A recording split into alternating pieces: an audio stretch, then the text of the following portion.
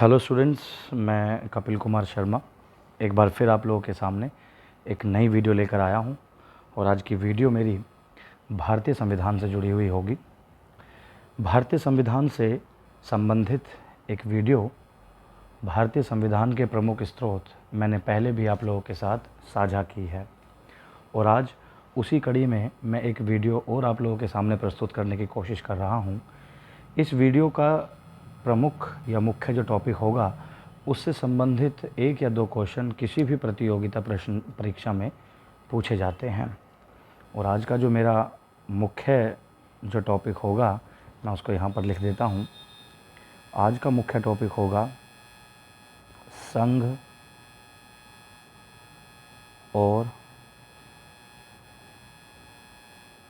और उसका राज्य क्षेत्र।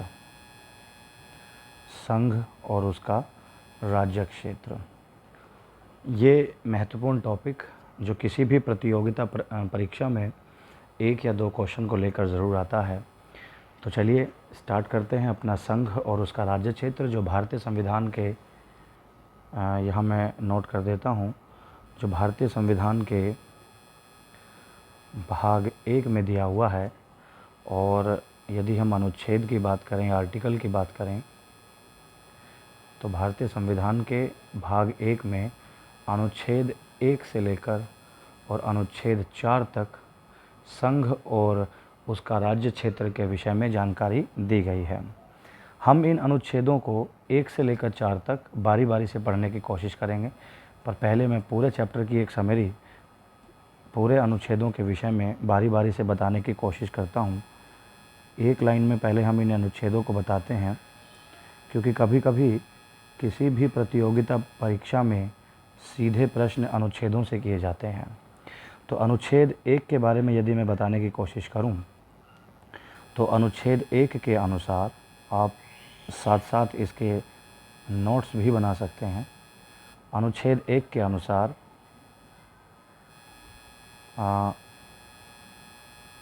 भारत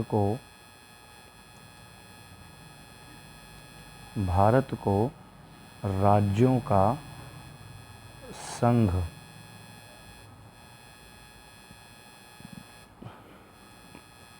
भारत को राज्यों का संघ कहा गया है। राज्यों का संघ, हम इसको कह सकते हैं यूनियन ऑफ स्टेट। किसी किसी देश में संघ को हम किसी और नाम से भी जानते हैं, जैसे फेडरेशन के नाम से जानते हैं। और भारतीय संविधान में संघ को हम लोग इंग्लिश में यूनियन कहते हैं। यूनियन शब्द का प्रयोग किया गया है। यूनियन और फेडरेशन में जो अंतर है, मैं इसी वीडियो में कुछ समय के बाद आप लोगों के साथ जानकारी साझा करूंगा। तो अनुच्छेद 1 में क्या दिया गया है? अनुच्छेद 1 में दिया गया है कि भारत को राज्यों का संघ कहते हैं। राज्यों का संघ, यूनियन ऑफ स्टेट, अनुच्छेद 1 में ये बात कही गई है। चलिए अपने अगले पॉइंट की तरफ बढ़ते हैं। और अगला पॉइंट है अनुच्छेद 2। अनुच्छेद 2 में क्या कहा गया है, इसके विषय में भी हम लोग को जानकारी प्राप्त कर लेते हैं। भारतीय संविधान में अनुच्छेद 2 में नए राज्यों का प्रवेश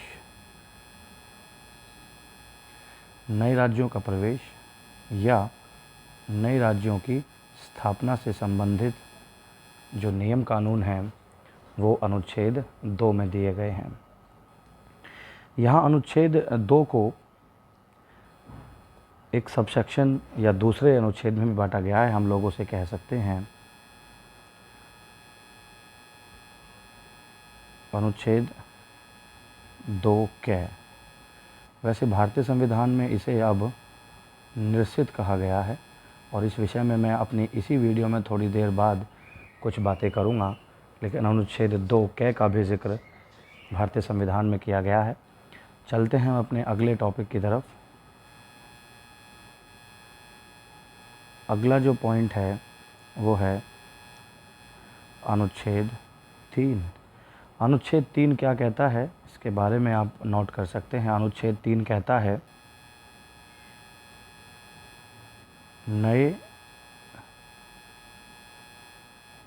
नए राज्यों का निर्माण, नए राज्यों का निर्माण, या पॉइंट नोट करते रहें, इम्पोर्टेंट पॉइंट है, या वर्तमान राज्य के नाम में यदि कोई परिवर्तन करना है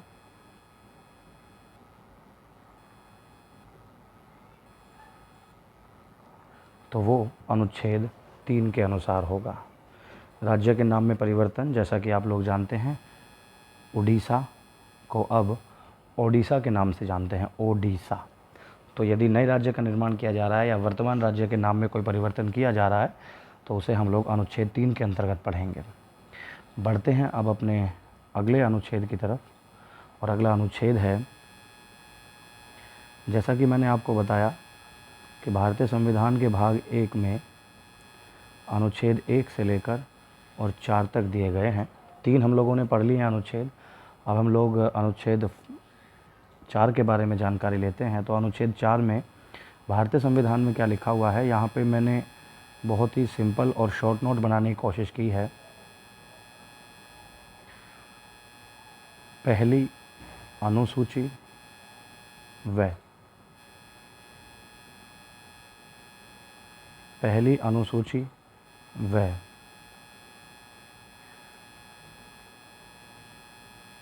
व चौथी अनुसूची के संशोधन,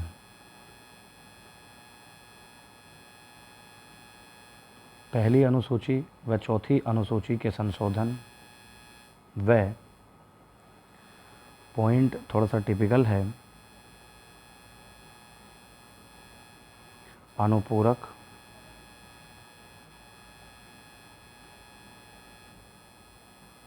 आनुषंगिक और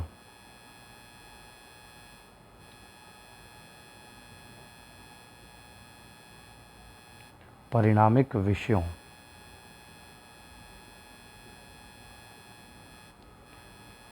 का उपबंध करने के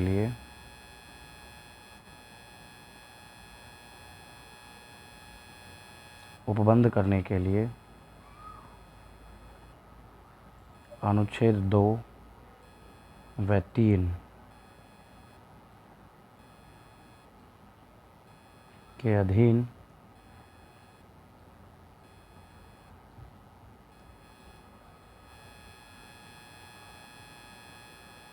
बनाई गई विधियां या बनाए गए नियम कानून वो अनुच्छेद 4 में आएंगे। तो पहली अनुसूची और चौथी अनुसूची के संशोधन में और अनुपूरक, आनुषंगिक और परिणामिक विषयों का उपबंध करने के लिए जो अनुच्छेद 2 और 3 के अंतर्गत कानून बनाए जाते हैं, विधियां बनाई जाती हैं, उन्हें हम लोग अनुच्छेद 4 के अंतर्गत पढ़ते हैं। तो ये भाग 1 में, भारतीय संविधान के भाग 1 में कितने अनुच्छेद बताए हैं आपको? 4, मतलब 1 से लेकर 4 तक के अनुच्छेद। मैं फिर से बताता हूँ कि भारत को अनुच्छेद 1 के अनुसार यदि हम बात करें तो कहा गया है कि भारत राज्यों का संघ होगा। भारतीय संविधान में इस शब्द को कई बार दोहराया गया है और ज़्यादा ध्यान भी दिया गया है। चलते हैं अब अपने अगले टॉपिक की तरफ, बढ़ते हैं आगे। एक मैं यहाँ हेडिंग डालना चाहता हूँ, भाषाई आधार पर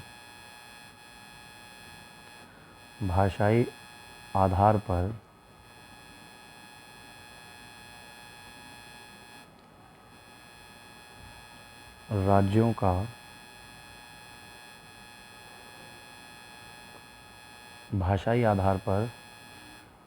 का पुनर्गठन। भाषाई आधार पर राज्यों का पुनर्गठन, इस विषय में थोड़ी सी बात कर लेते हैं कि राज्य कैसे कैसे बने और वो भी किस आधार पर? भाषा के आधार पर। नए राज्यों का निर्माण भाषा के आधार पर स्वतंत्रता से पहले और भारत के स्वतंत्रता के बाद लगातार इस विषय में आंदोलन चलते रहे हैं लेकिन यदि मैं बात करूं स्वतंत्रता से पहले की,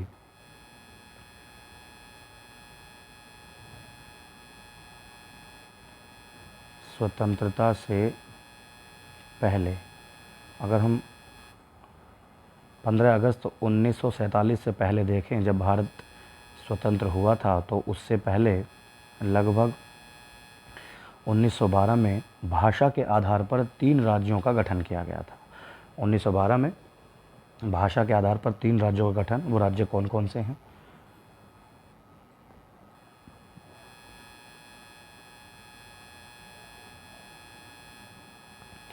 पहला राज्य है बिहार,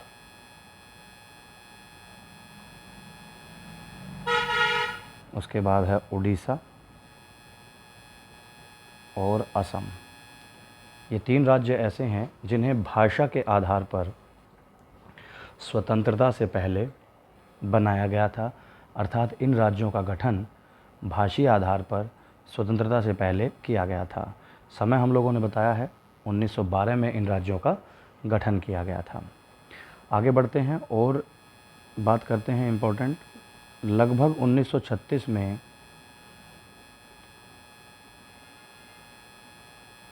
सिंध प्रांत का गठन किया गया था। सिंध प्रांत का गठन, ये भी स्वतंत्रता से पहले की ही बात है। और अगर हम स्वतंत्रता के बाद की बात देखें, स्वतंत्रता के बाद, तो स्वतंत्रता के बाद 1 अक्टूबर 1953 को 1 अक्टूबर 1953 को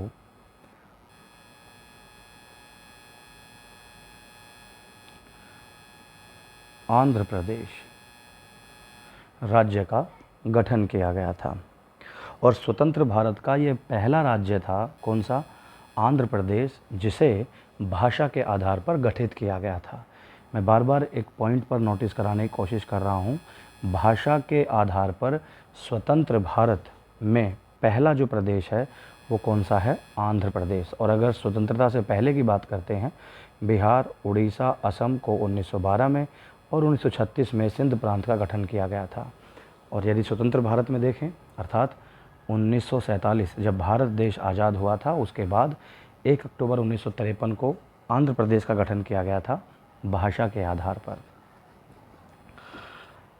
जब आंध्र प्रदेश का गठन किया गया, उसके बाद देश के कई हिस्सों में भाषा के आधार पर नए नए राज्यों के गठन के विषय में आवाज़ उठने लगी। तो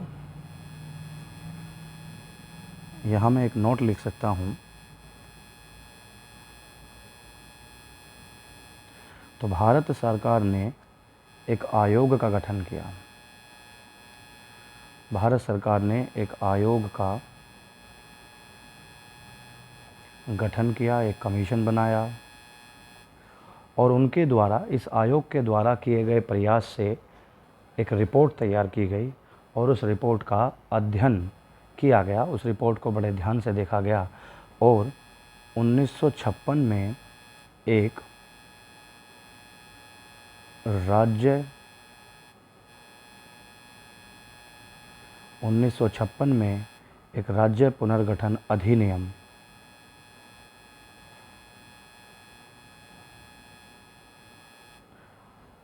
स्वीकार किया गया। राज्य पुनर्गठन अधिनियम 1956 में स्वीकार किया गया। ये मैं भारत के संघ और उसके राज्य क्षेत्र के विषय में बात कर रहा हूँ, जिसमें मैंने स्वतंत्र भारत से पहले और स्वतंत्र भारत के बाद राज्यों के गठन की मांग के विषय में जानकारी दी। इसी विषय में यदि हम बात करने की कोशिश करें, आगे बढ़ते हैं अपने पॉइंट को लेकर। 1956 में ही फ्रांस की सरकार, 1956 में ही फ्रांस की जो सरकार थी, फ्रांस की सरकार के साथ एक संधि की गई, जिस संधि को क्या बोला गया? हस्तांतरण संधि। हस्तांतरण संधि पर हस्ताक्षर किए गए और फ्रांस सरकार के अंतर्गत, फ्रांस सरकार के अंतर्गत चंद्रनगर, माहे, यनम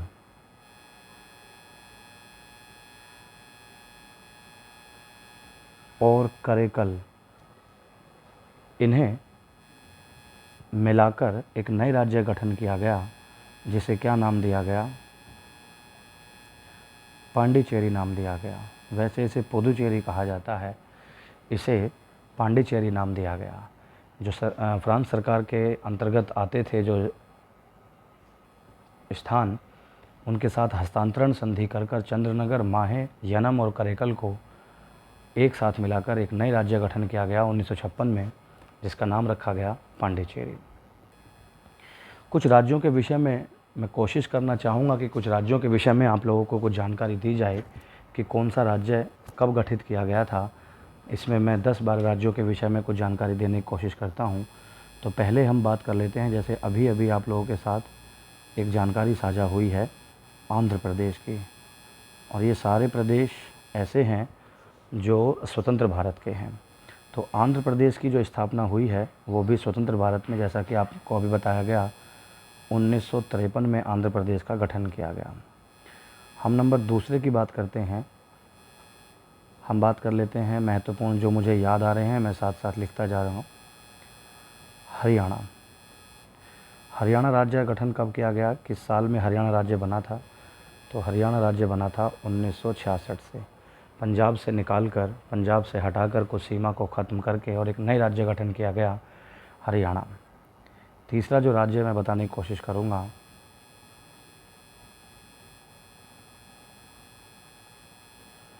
महाराष्ट्र। महाराष्ट्र का गठन 1960 में किया गया। मैं नंबर चौथे की बात करना चाहूँगा।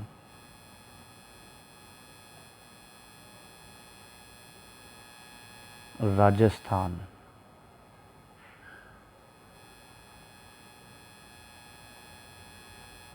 1956 में ही बनाया गया था।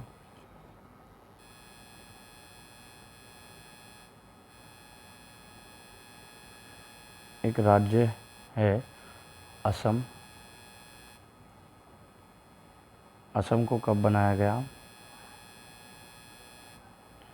1969 में। नोट करते रहिएगा आप सारी की सारी बातें।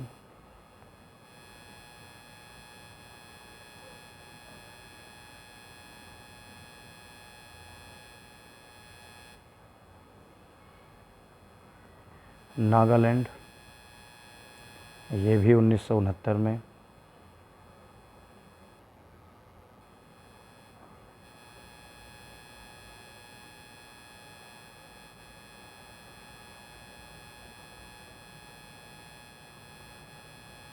जम्मू कश्मीर,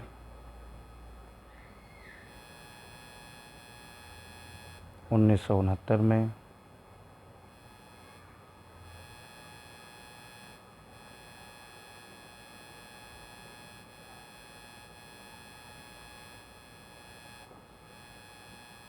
हिमाचल प्रदेश,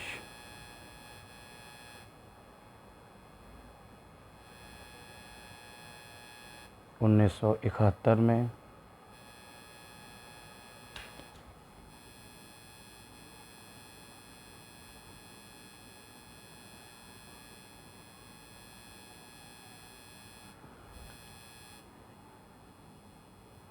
मणिपुर, 1972 में।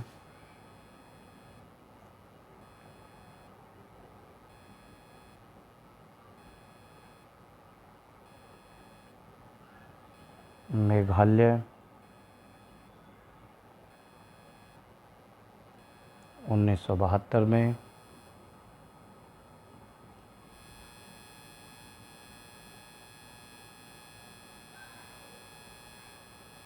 त्रिपुरा,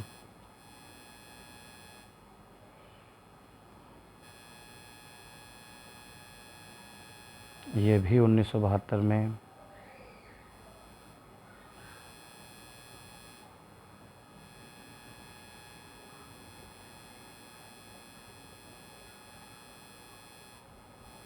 सिक्किम की बात करना चाहूँगा तो सिक्किम के विषय में 1975 से 1976 75-76 में इसकी स्थापना की गई।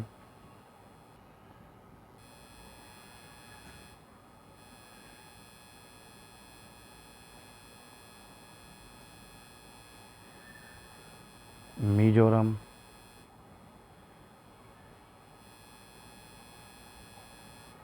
1986 से 1987।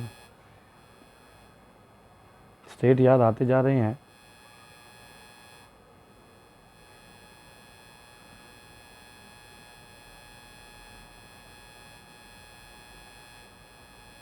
एक स्टेट है अरुणाचल प्रदेश,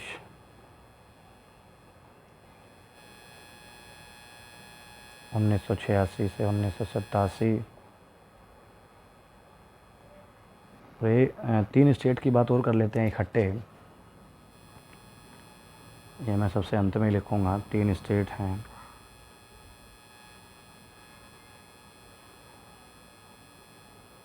उत्तराखंड,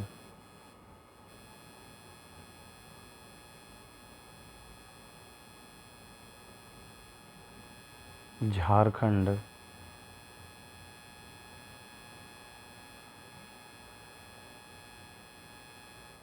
छत्तीसगढ़। इन तीनों राज्यों की स्थापना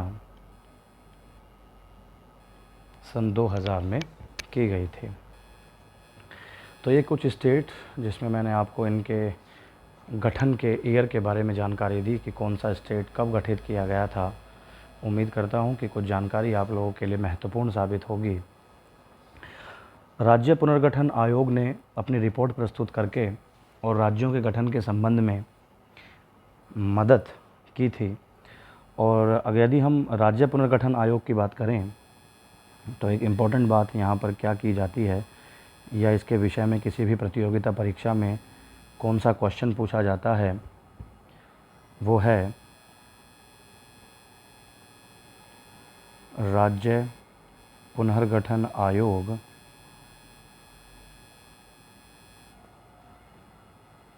ये कब बनाया गया था। राज्य पुनर्गठन आयोग को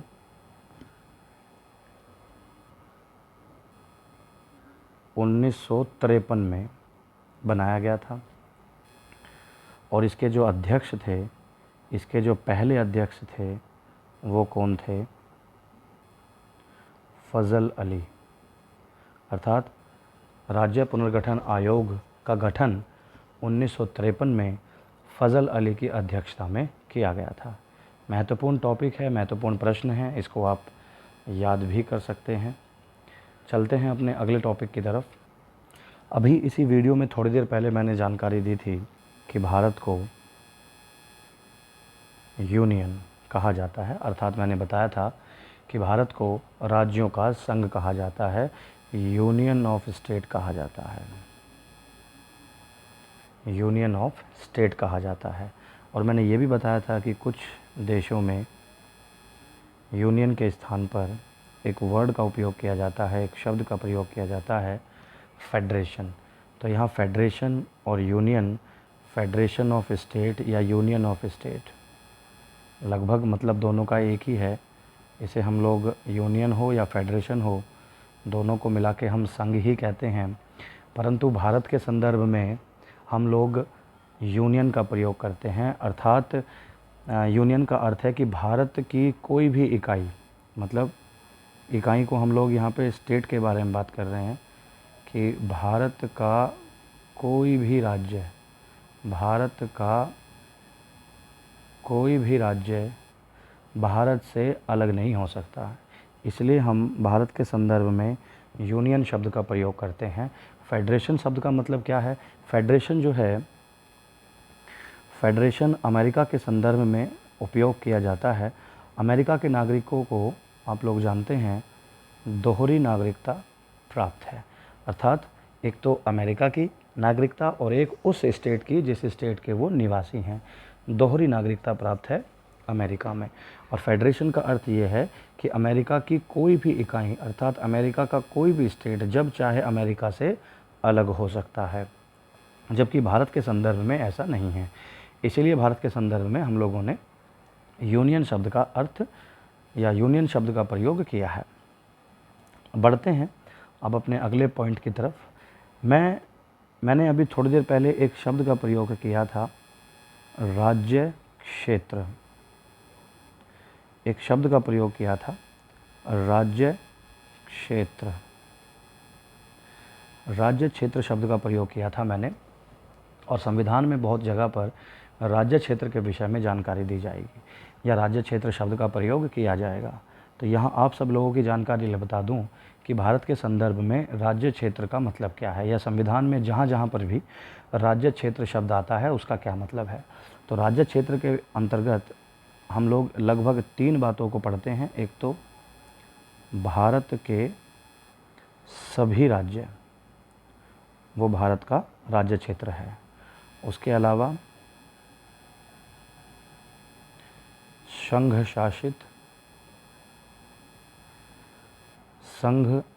शासित क्षेत्र या केंद्र शासित क्षेत्र, संघ शासित या केंद्र शासित जो क्षेत्र हैं वो भी भारत के राज्य क्षेत्र के अंतर्गत आते हैं। और भारत के द्वारा यदि कोई क्षेत्र अर्जित कर लिया गया है, अर्थात अर्जित क्षेत्र भी भारत के राज्य क्षेत्र के अंतर्गत आते हैं। तो भारतीय संविधान में यदि कहीं पर राज्य क्षेत्र शब्द का प्रयोग किया गया है तो राज्य क्षेत्र में ये तीनों स्थान आते हैं। आप इसको याद रखिएगा और कहीं पर भी आप इसे नोट कर लीजिएगा। बढ़ते हैं अब अपने अगले पॉइंट की तरफ। अगर हम लोग, जैसे आप लोग जानते हैं कि भारत के संविधान के भाग 1 में अनुच्छेद 1 से लेकर 4 तक के विषय में जानकारी दी गई है। तो इसमें मैंने एक अनुच्छेद बताया था आप लोगों को, और वो अनुच्छेद कौन सा जिक्र किया था, अनुच्छेद 4। और मैंने इसमें बताया था कि अनुच्छेद 2 और 3 के अंतर्गत जो भी परिवर्तन किए जाते हैं वो अनुच्छेद 4 में आते हैं। अच्छा, यहाँ पर एक बात जाननी और भी आवश्यक है कि जो परिवर्तन हम अनुच्छेद 2 और 3 के अंतर्गत करते हैं, लिख लेते हैं एक बार। अनुच्छेद 2 व 3, अनुच्छेद 2 व 3 के तहत, अनुच्छेद 2 और 3 के तहत 2 और 3 के तहत जो परिवर्तन किए जाते हैं, जो भी परिवर्तन किए जाते हैं उन पर एक अनुच्छेद है 368। ये 368 क्या है वो भी मैं बता देता हूँ। 368 अनुच्छेद की प्रक्रिया, 368 अनुच्छेद की प्रक्रिया लागू नहीं होती। 368 के अंतर्गत संविधान में संशोधन किए जाते हैं, और ये संशोधन जो हैं 3 प्रकार के होते हैं। अनुच्छेद 368 के तहत 2 तरह से संशोधन होते हैं, और भारतीय संविधान में सबसे पहले मैं बताने की कोशिश करूंगा कि संशोधन कितनी तरह से होते हैं। तो मैं यहाँ लिख लेता हूँ। सबसे पहले संशोधन। भारतीय संविधान में संशोधन 3 प्रकार से होते हैं। कौन कौन से प्रकार से होते हैं मैं लिखने की कोशिश करना चाहता हूँ। पहला जो संशोधन है वो संसद में सामान्य बहुमत से पास होता है। दूसरा जो संशोधन है वो है विशेष बहुमत से, और तीसरा है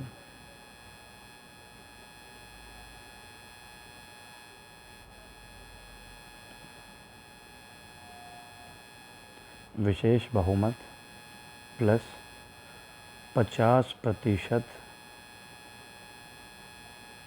राज्यों का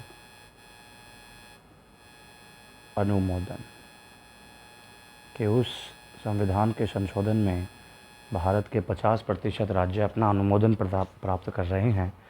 तो इस प्रकार से संविधान में 3 प्रकार से संशोधन होते हैं। और जैसा कि मैं बता रहा था, एक पॉइंट और नोट कर लेते हैं। और अगर हम आर्टिकल या अनुच्छेद 368 की बात करें, तो अनुच्छेद 368 के तहत केवल 2 तरह के संशोधन होते हैं। कौन कौन से संशोधन होते हैं 2 तरह के अंतर्गत? विशेष और विशेष प्लस 50% राज्यों का अनुमोदन। अर्थात अनुच्छेद 368 में सामान्य बहुमत के द्वारा संविधान संशोधन को छोड़कर, सामान्य को छोड़कर अर्थात इसको छोड़कर, आर्टिकल 368 में विशेष बहुमत और विशेष बहुमत प्लस 50% राज्यों का अनुमोदन, इसके द्वारा संशोधन किए जाते हैं। चलते हैं अब अपने अगले पॉइंट की तरफ। इसी वीडियो में मैंने शुरू में बताया था एक अनुच्छेद, उसका जिक्र किया था, अनुच्छेद 2A या 2K। और इसके विषय में मैं बताना चाहता हूं कि यह अनुच्छेद भारत के संविधान में 35वें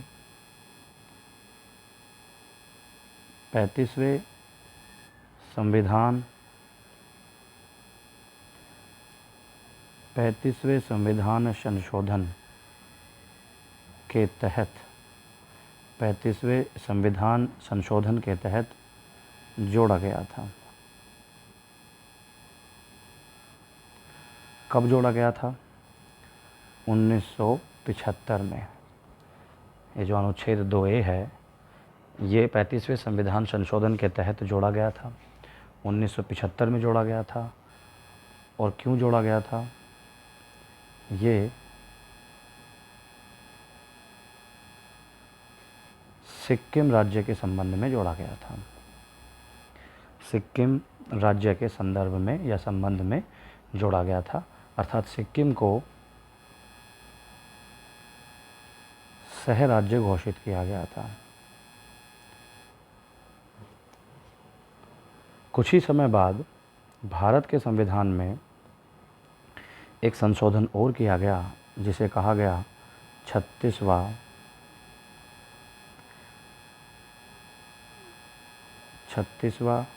संविधान संशोधन।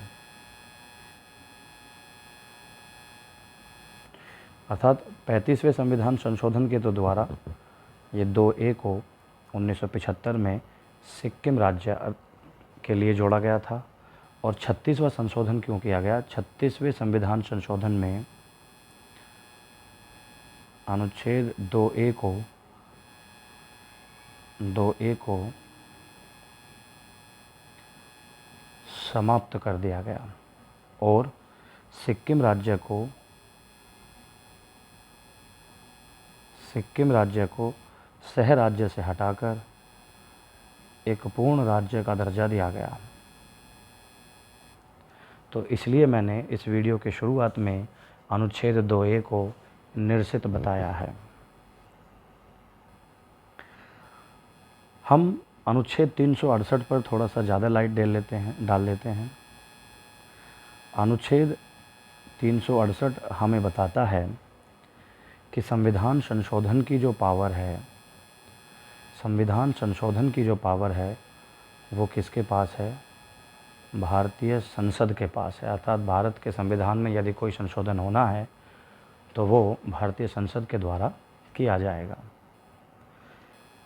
इस अनुच्छेद 368 में और भी कुछ लिखा गया है कि यदि संविधान संशोधन विधेयक राष्ट्रपति जी के पास जाता है, मैं यहाँ लिख देता हूँ, यदि संविधान संशोधन विधेयक भारत की संसद के लोकसभा और राज्यसभा से पास होकर राष्ट्रपति जी के पास जाता है, तो इस विधेयक को इस विधेयक को राष्ट्रपति जी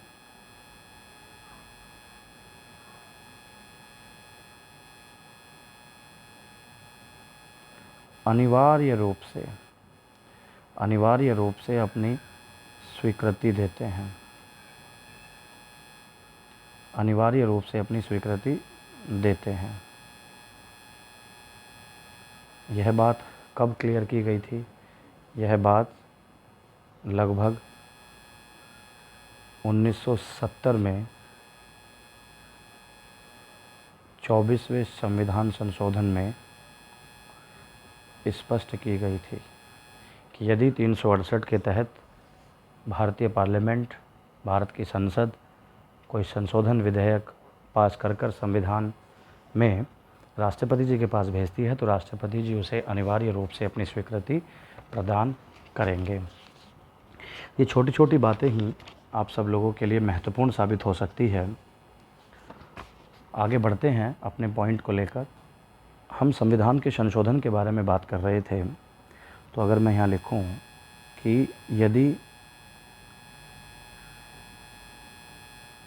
संविधान में संशोधन किया जा रहा है, संविधान संशोधन किया जा रहा है, तो संविधान संशोधन विधेयक पर बहस करने के लिए संसद का अर्थात लोकसभा और राज्यसभा का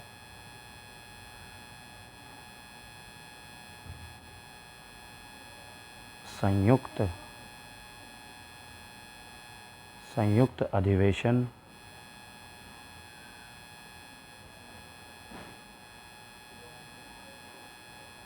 नहीं बुलाया जाएगा। संविधान में यदि कोई संशोधन किया जा रहा है तो उसके लिए संसद का संयुक्त अधिवेशन नहीं बुलाया जाएगा। आगे बढ़ते हैं, संविधान संशोधन के विषय में कुछ और इम्पोर्टेंट बात कर लेते हैं। 99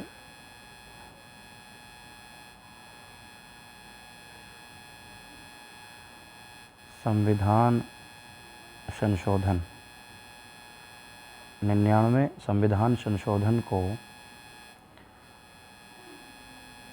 2015 में कोर्ट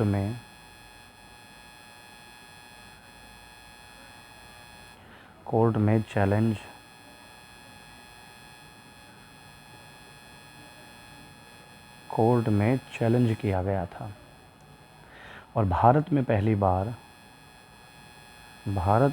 बार सुप्रीम कोर्ट ने इस 99 संविधान संशोधन को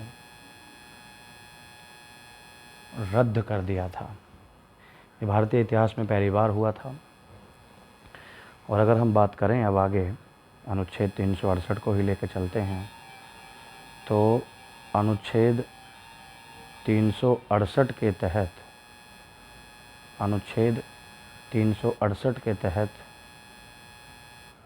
अब तक कुल 123 संशोधन में से 101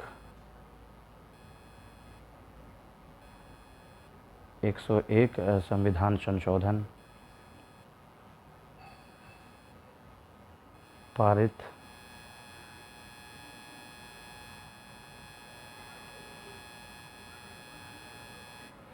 पारित किए गए हैं। इस वीडियो में जितनी भी बात मेरे द्वारा बताई गई है वो बहुत ही शॉर्ट करके बताई गई है। यदि आप किसी भी पॉइंट को थोड़ा डिटेल में या किसी अन्य तरह से समझना चाहते हैं तो आप मुझे मेरे कमेंट सेक्शन में बता सकते हैं। आज का मेरा जो मुख्य टॉपिक था वो था भारत और उसका राज्य क्षेत्र। आज का हमारा टॉपिक था संघ और उसका राज्य क्षेत्र, जो भारतीय संविधान का एक महत्वपूर्ण टॉपिक है, जो भाग 1 में अनुच्छेद 1 से 4 तक दिया गया है। इस वीडियो में दी गई जानकारी मैं इस उम्मीद के साथ साझा कर रहा हूँ कि आप सब लोग मेरी वीडियो को ज़्यादा से ज़्यादा पसंद करेंगे और इस पर कमेंट करेंगे और इसे बाकी लोगों के साथ साझा भी करेंगे। मैं आप सब लोगों से रिक्वेस्ट करता हूँ कि इस चैनल को ज़्यादा से ज़्यादा सब्सक्राइब करें, सपोर्ट करें, जिससे मुझे आगे और वीडियो बनाने में साहस प्राप्त हो। धन्यवाद।